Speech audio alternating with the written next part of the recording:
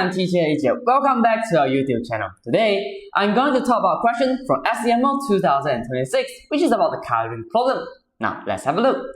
So it said that how many ways are there to color the 2 times 5 grid below using 4 different colors, such that each cell is colored with only one color, and the colorization cells must be different. So what does this question mean? For example, if let's say I color this middle cell right here, then the next thing we know that 1, 2, 3. 3 of this azation cell cannot share the same color. Alright, but now, how do we solve this question then? Alright, you see, in this question, we have 2 times 5 grid. It seems like it's not very easy for us to solve it. Now, what if we start with simpler version of it? Let's say we start from 2 times 2 grid. So let's say we label it as A, B, C, D. So just try to follow the order of our letter right here to color it. So we have A, B, C, D right here. So if I want to color the cell A, that is how many options for this? Oh, we know that there will be 4 different colors we can choose it here.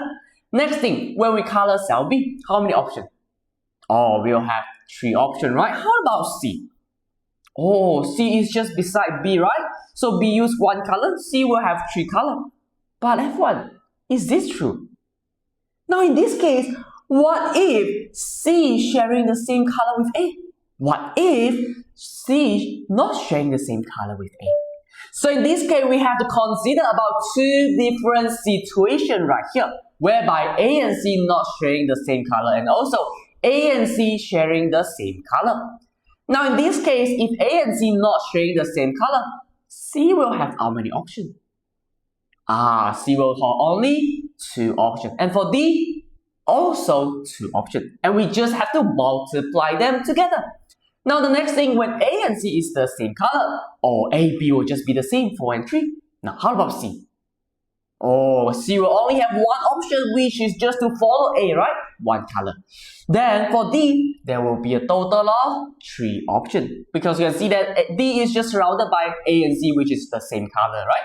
Then we just multiply them together. The next thing, we try to add them up. But you see that over here, 4 times 3 times 2 times 2. 4 times 3 times 1 times 3. The first 2 numbers, they are just the same, right? So for here, we can try to extract out the common factor 4 and 3. Then the other number, we have to just add them up. We have 2 times 2 plus 1 times 3.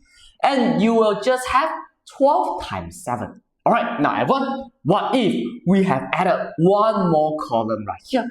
So in this case, let's also label out A, B, C, D, and we have another E and F.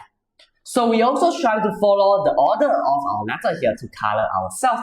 So first part, we know that for A and D, we already get the answer here, which is just be 12 times 7. The next thing we have to consider to color E and F. So what will be E and F? F1. In this case, we also have to consider the different situation whereby E and C not sharing the same color. E and C sharing the same color. 2 different situations. When E and C not sharing the same color, E will have how many options?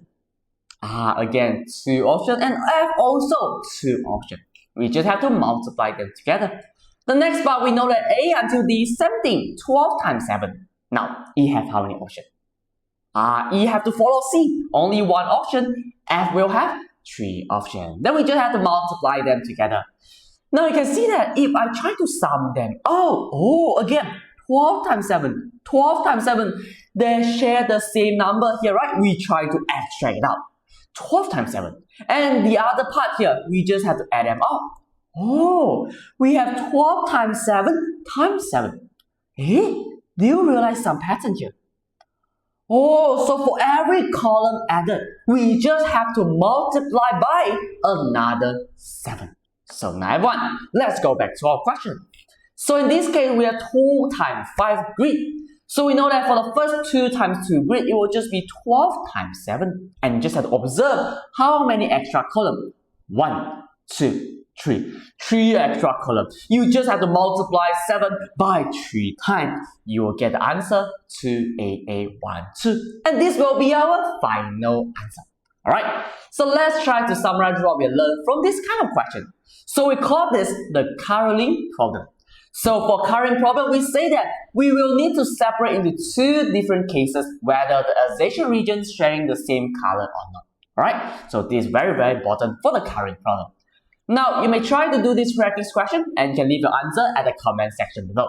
So you may join our WhatsApp group for more information about our activity. I hope you enjoyed this video and don't forget to subscribe to our YouTube channel. See you in the next video. Bye bye.